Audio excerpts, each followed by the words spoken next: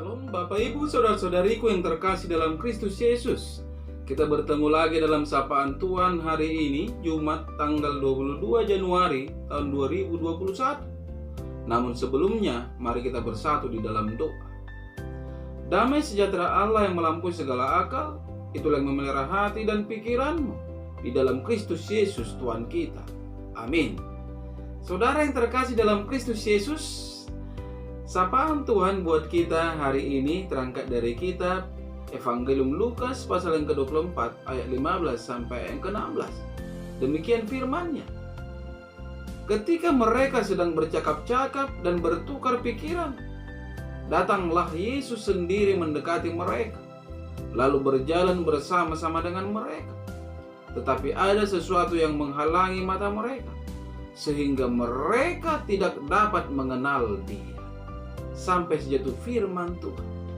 Saudara yang terkasih, saya mengangkat tema dari kebenaran firman ini, yaitu Kristen apa kita? Saudara yang terkasih dalam Kristus Yesus, apakah menjadi orang Kristen itu sudah tentu otomatis mengenal Yesus secara pribadi? Namun perlu kita ketahui saudara-saudara, ada begitu banyak orang mengaku sebagai orang Kristen dan mengaku sebagai pengikut Kristus, tetapi tidak mengenal siapa Yesus sebenarnya. Orang-orang Kristen seperti ini lebih banyak menjadi orang Kristen yang dinamakan orang Kristen tanpa pertobatan atau Kristen KTP. Di KTP beragama Kristen tertulis saudara-saudara, yang berarti pengikut Kristus, tetapi tidak mengenal siapa yang diikutinya dan tidak mengenal siapa yang ia percayai.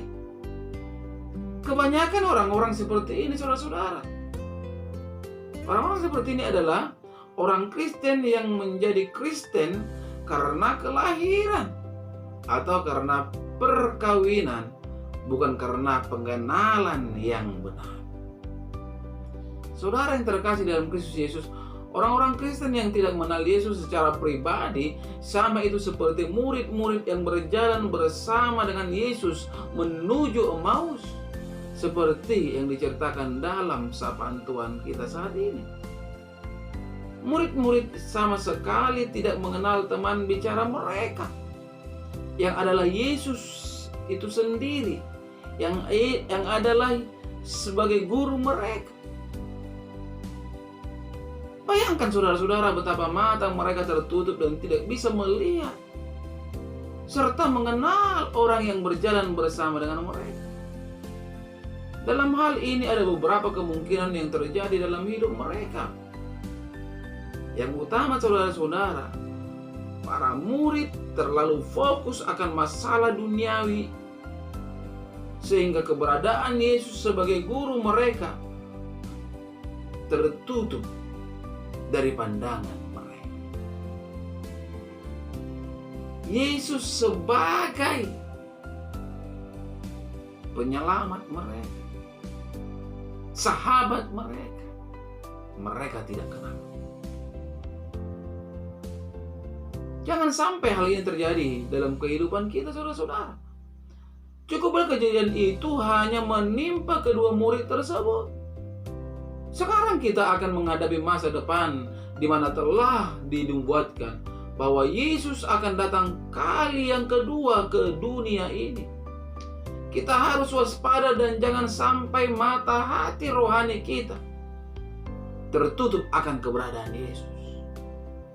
Kita harus berjaga-jaga untuk menantikan kedatangan Yesus untuk yang kedua kalinya.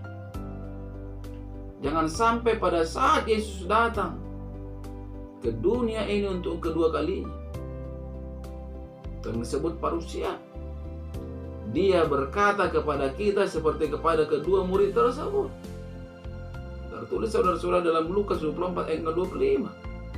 Hai kamu orang bodoh, betapa lambannya hatimu, sehingga kamu tidak percaya segala sesuatu yang telah dikatakan para nabi.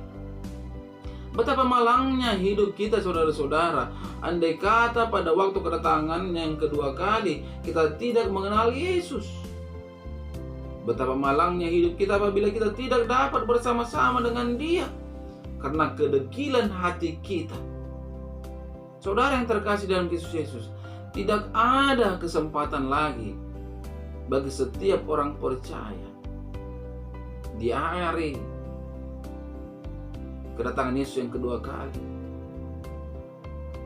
untuk bertobat, karena peristiwa itulah yang terakhir. Pada saat ini, saudara-saudara, kita diingatkan kembali agar dapat mengenal Yesus secara pribadi melalui firman-Nya. Jangan kita hanya mau mengaku sebagai murid Yesus, sebagai pengikut Kristus Yesus, tetapi tidak pernah mengenal Yesus. Jangan kita memperkenalkan diri hanya dengan adanya status Kristen di KTP kita, dan jangan kita menjadi Kristen tanpa pertobatan. Tetapi saudara-saudara, marilah kita menjadi Kristen yang sungguh-sungguh mau mengenal Yesus secara pribadi dan percaya kepada pemberitaan firman-Nya, bahwa Yesus adalah Tuhan, bahwa Yesus adalah keselamatan, bahwa Yesus adalah kehidupan kita, sehingga kita dapat mengenal Dia ketika Yesus datang kali yang kedua ke muka bumi ini. Dalam Rom 10 yang ke-17 berkata, saudara-saudara, jadi iman timbul dari pendengaran, dan pendengaran oleh firman Kristus. Artinya apa? Artinya ketika kita mau mendengarkan firman Tuhan, di sanalah kita bisa dengan benar mengenal siapa Yesus yang kita imani dan kita percaya. Ketika kita mau mendengar firman Tuhan, ketika kita mau membaca firman Tuhan, akan ada timbul pengenalan yang benar. Disitulah disebut iman. Oleh sebab itu, saudara-saudara, melalui sapaan ini kita diajak menjadi pribadi yang rindu untuk selalu mau mendengarkan firman Tuhan. Hanya melaluinya lah kita mampu mengenal dan mengimani Yesus adalah Tuhan. Amin. Kita bersatu dalam doa. Terima kasih Bapa di surga untuk kebenaran dari firman-Mu yang telah berkumandang melalui media YouTube ini di pagi hari ini, yang mengajak kami Tuhan untuk introspeksi diri. Apakah kami mengenal Yesus? Tuhan Yesus, mari Engkau menerangkan kebenaran firman-Mu ini melekat di dalam kehidupan setiap para pendengar dimanapun berada, sehingga melaluinya Tuhan, para pendengar tidak asal menjadi orang Kristen, tetapi menjadi Kristen yang benar-benar mengenal Yesus sebagai Sang Juru Selamat.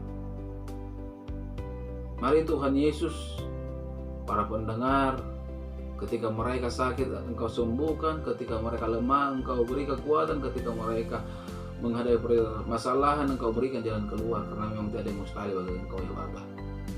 Pada kesempatan ini juga hamba berdoa untuk setiap jemaat yang telah Engkau percayakan kepada hamba-Mu, dan juga kepada istriku yang juga adalah hamba. Berkati rumah tangga mereka, berkati pekerjaan mereka, berkati usaha mereka. Yang sakit Engkau sembuhkan, yang lemah Engkau kuatkan. Hanya kepada-Mu kami memohon dan mengadu.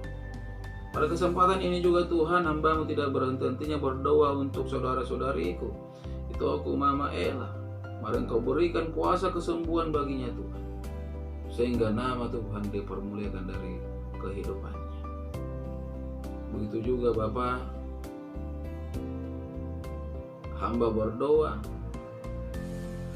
untuk istriku dan anak-anakku yang akan kembali berpisah dengan hamba-Mu oleh dikarenakan pelayanan. Hamba-Mu akan berangkat ke Bandung. Tuhan Yesus, jagai istri dan anak-anakku, berkati pelayanannya. Begitu begitu juga pelayan dari hamba-Mu ini. Perjalanan dari hamba-Mu ini juga Tuhan, melalui darat dan udara, Engkaulah yang selalu bersama-sama dengan hamba. Balut bungkus kami dengan kuasa-Mu Tuhan, agar melaluinya kami beroleh sukacita dan damai sejahtera melakukan setiap aktivitas kehidupan kami. Inilah doa hamba-Mu yang hamba-Mu percayakan hanya dalam nama Kristus Yesus Juru Selamat kami yang hidup. Amin. Salam buat kita semua, salam sehat.